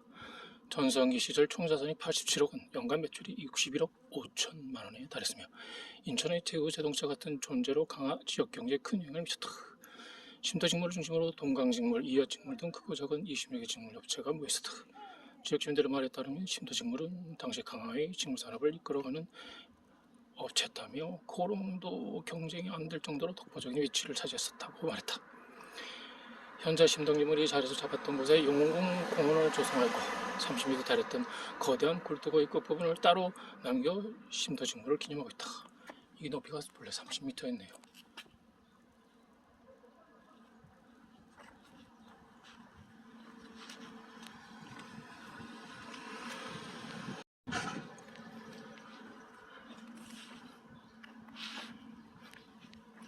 김상용 순절비. 조선 인조 때의 문신인 김상용의 충의를 추모하고 기리기 위해 세운 비이다. 선원 김상용은 1590년 문과에 급자하여 판동료 부사, 병조, 예조, 이조의 판서와 유도대장, 우의정 등을 역임하였다. 병자호란이 일어나자 종묘의 신주를 모시고 빈곤과 원선을 수행하여 강화도를 배련했으나 성이 함락되자 성의 남문에 있던 활개 불을 지른 후 순절하였다. 이러한 충절을 기리고자 비를 세웠으며 선원문에 있는 충렬사의 위표를 모셨다. 비가관에는 두 개의 비가 나란히 있는데 왼쪽 비석은 정조 때 공의 7대손인 김매순이 세운 것이고 오른쪽 비석은 숙종 20년 종중선 김창집이 건립한 것으로 1576년 지금의 자리로 비각을 옮겼던 중 땅속에서 발견되었다. 그래서 보면 이제 화강암이 이제 땀을 흘리는 눈물을 흘렸다. 그래서 이게 눈물 흘리는 자국이다.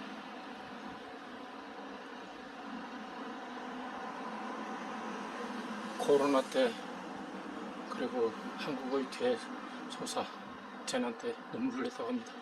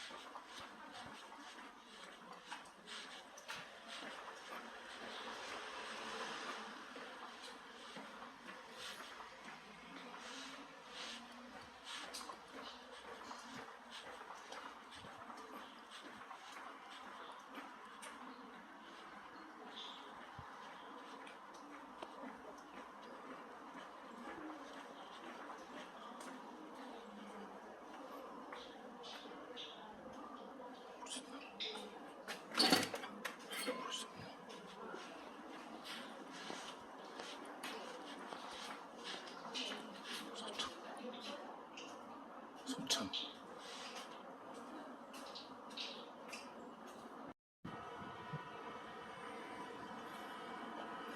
강화신문 레이칠단지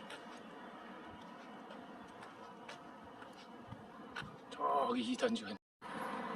강화에 오란다. 와플도 있네.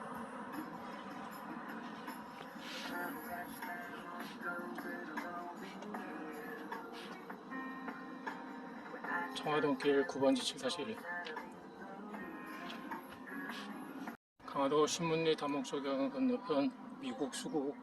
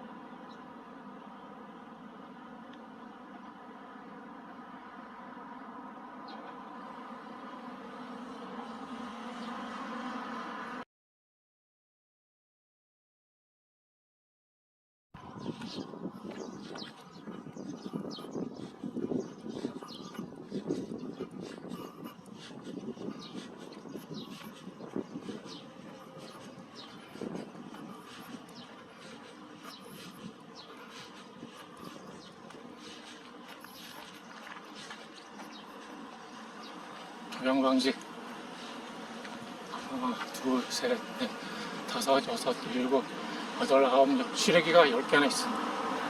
10개가 뭐야? 곱하기 2를 해야 되겠네. 정미 건넌 걸 우거진 여름밤에 좋겠구나 좋겠구나 좋겠구나 좋겠구나.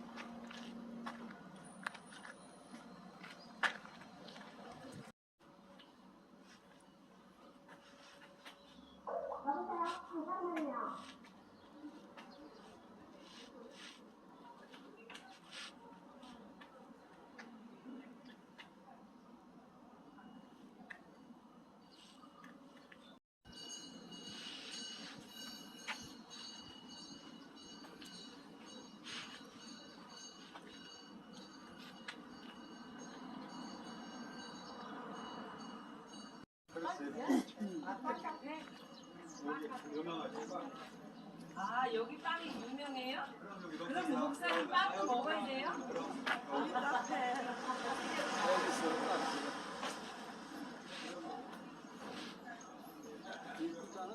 아니야.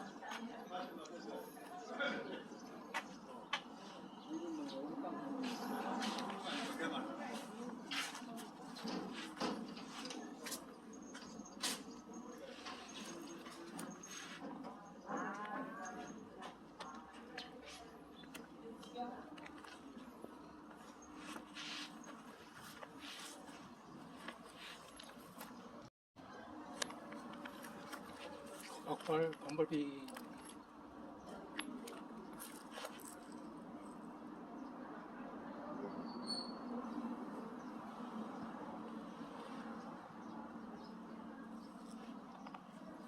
지켜보고 있습니다. 충무공 이순신도 있고 무의공 이순신도 있습니다.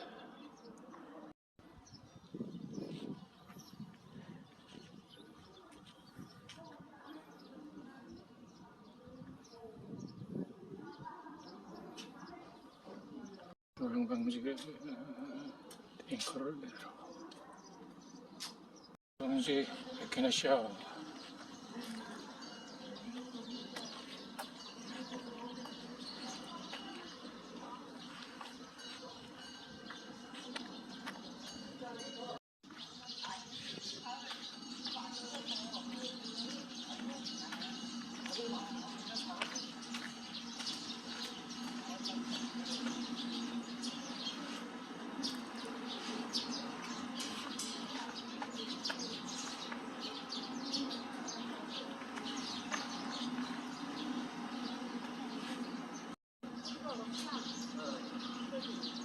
조양방직에 코알라가 있어요.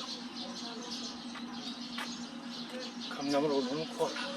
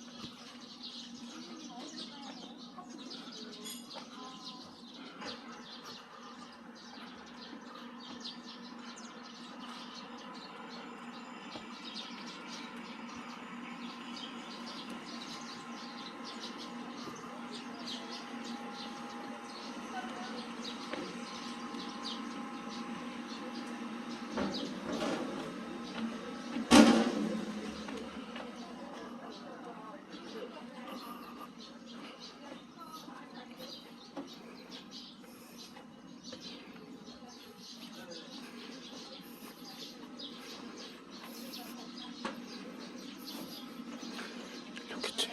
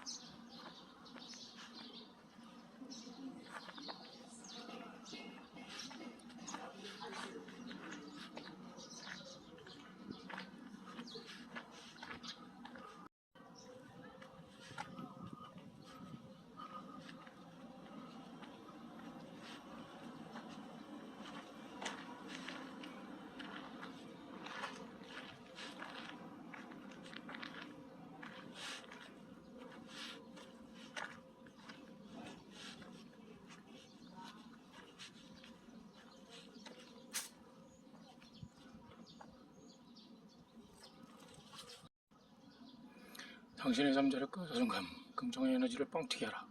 인생 짧다.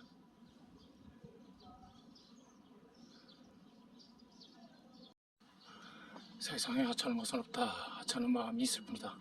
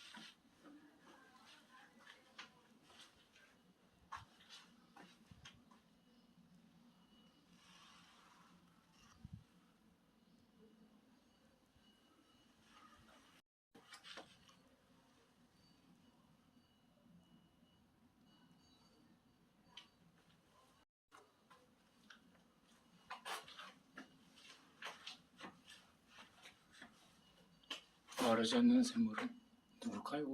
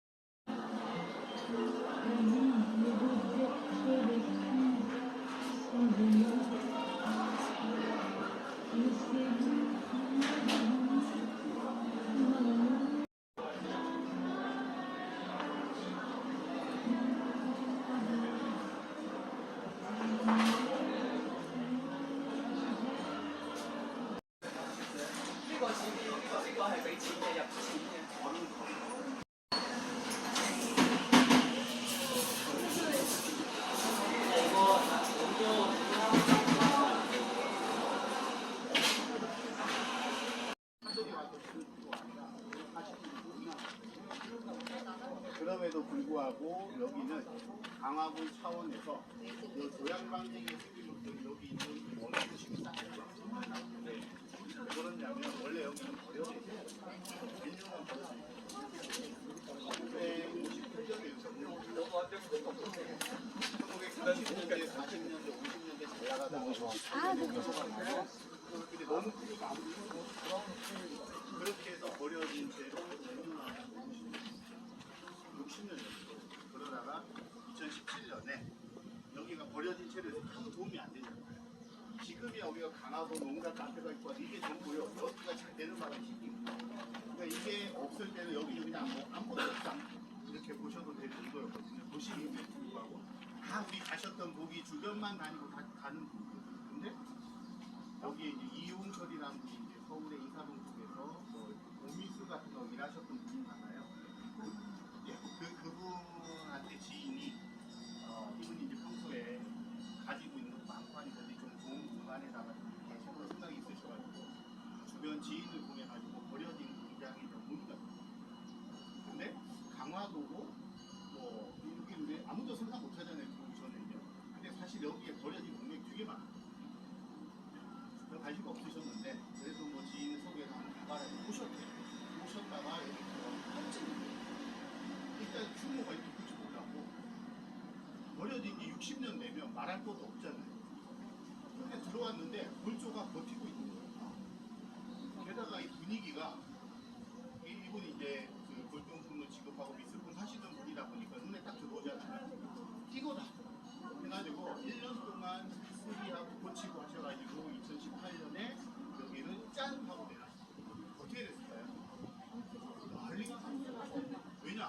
강화도는 낮도도 오거든요, 사람들이. 그런데 왔다가 여기 온 사람들이 강화도에 가면 딴 데 가지만 여기 입소문이 쫙 나.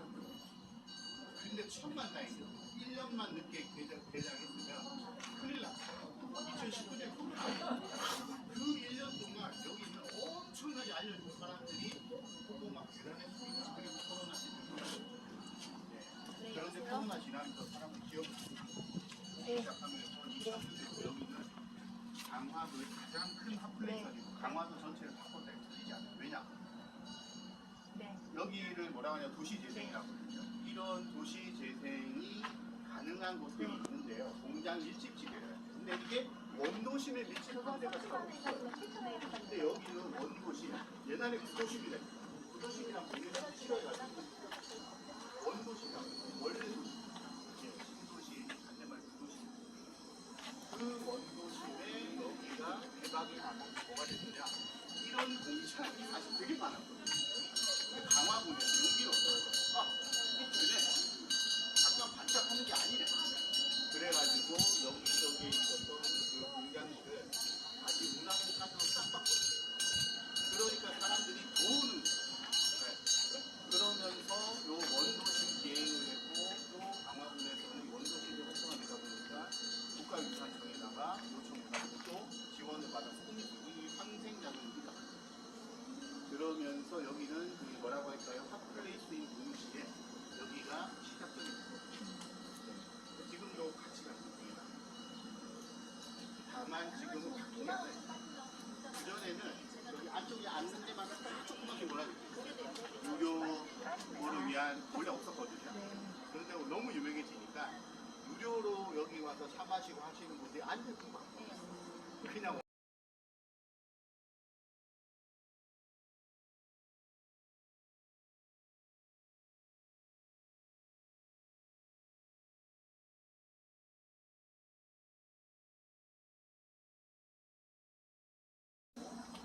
저희처럼 오시는 분들은 여기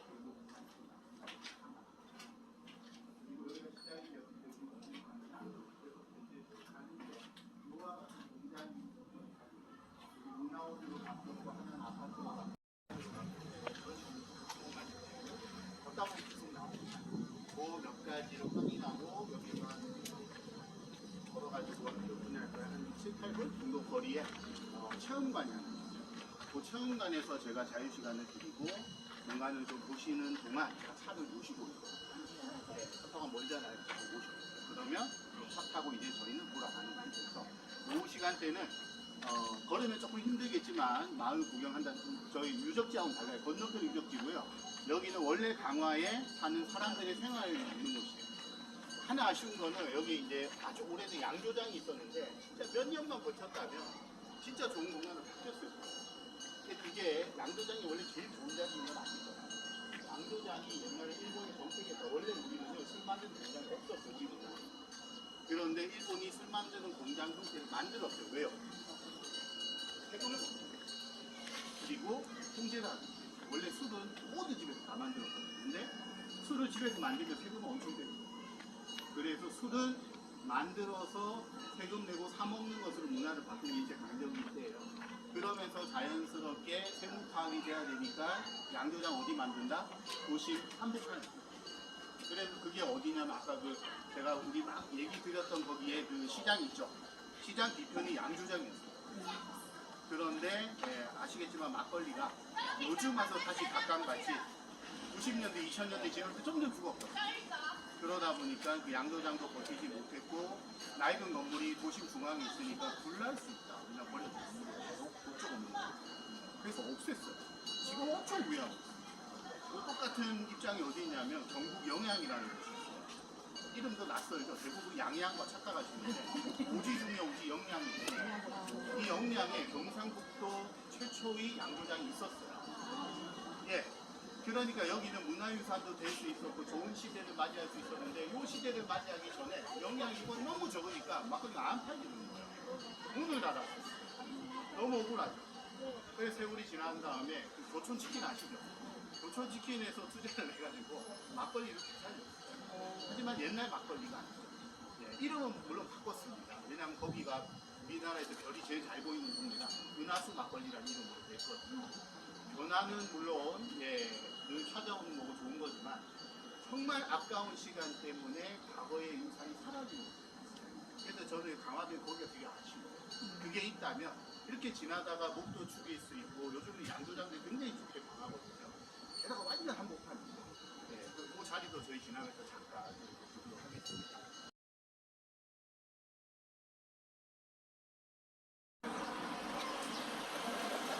왜 이럴 때?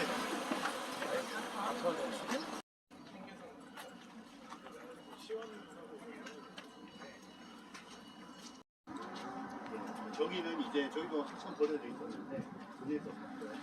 그래가지고 저기는 이제 문화 체험관으로 만들었고요. 그래서 강화도에 와서 화문석을 체험하라 이게 원래 옛날에 그랬었어요. 맞아요. 예. 근데 화문석 체험하려면 화문석 마을까지 너무 멀거든요. 그래서 개인이 와서 하는 여기 시작이 잘안 맞아요. 그렇다고 화문석 하시는 분들이 여기 살지도 않아요. 예. 근데 오히려 이 동네 사람들이 전부 모인 날.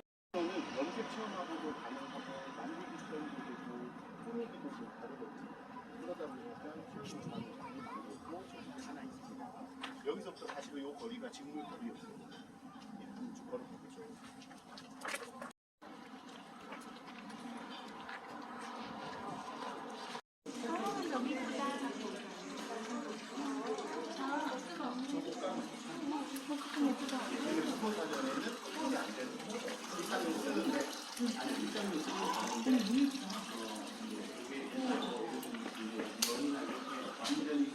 테를 만드는 거예요. 테를. 실을 푸는 거를 테라고 그러거든요. 실 이렇게 풀어서 여러 개 실을 푼 거를 큰 대형 솥에 놓고 삶아요. 삶아요? 예, 그럼 여기에 일단 뭐 이물질, 먼지 이런 것들이 없어지고 휴대폰 가장 필요해서 그래요. 삶은 다음에 다 삶으면은 여기 호북이라는 기계가 있어요. 풀 먹이는 기계. 예, 풀을 여기 걸어놓으면 밑에 풀이 있어요. 이게 돌면은 밑에 풀이 먹여지는 거예요. 그 풀을 먹인 거를 탈수기에 놓고 풀기하고 물기를 빼요. 우리 세탁기 탈수하듯이. 예, 탈수하고 다 탈수가 되면 또 야외 건조로 건조를 하는 거예요. 국수가. 예, 국수 같아요. 완전히 건조가 되면은 다시 여기 물에다 담아서 실을 다시 대감는 거예요. 톤에다가. 요 대감는 과정을 와인더라고 하거든요. 요 실을 정경기를 통해서 세로실을 가는 거고요. 피다를 통해서 가로실을 가는 거예요. 그래서 세로실을 저기 실을 모아서 대형 물레에 가는 거를 다시 핀문에 가면서 뒤쪽이 뒤에다 장착하는 거고 하나하나 연결해서 세로실을 걸어주고요. 피다를 가는 요 실을 위사라기거든요. 이거를 두 개나 집어넣고 왔다 갔다 하면서 그래서 평집으로 짜여지는 거를 소창이라고 해요. 짜여지면 검단기에서 여기는 기초대 큰 거, 검단기에서 이거 짠 거를 또 재단을 해요. 그러면 저렇게 예쁘게 접어서 하필. 그럼 바람이 잘 통하겠네요. 예요, 소창이? 네. 예, 시원해. 여름에 시원하지. 시원하고요. 또 흡수가 빠르고 그래서 물 같은 것도. 그 옛날에 메리아스 그런 거죠. 예. 아기도 기저귀가. 아, 기저귀가. 이불 요, 예, 두부보 이런 것도 써요. 이쁘다. 다 색상이 달라서 다 예뻐요. 본인 직접 만들어요? 예, 본인이 직접 만들어서 가지고 가는 거예요. 만들 수가 우리 있어. 어른 되니까 못 만들고요. 이거 미리 예약을 하셔야지. 이게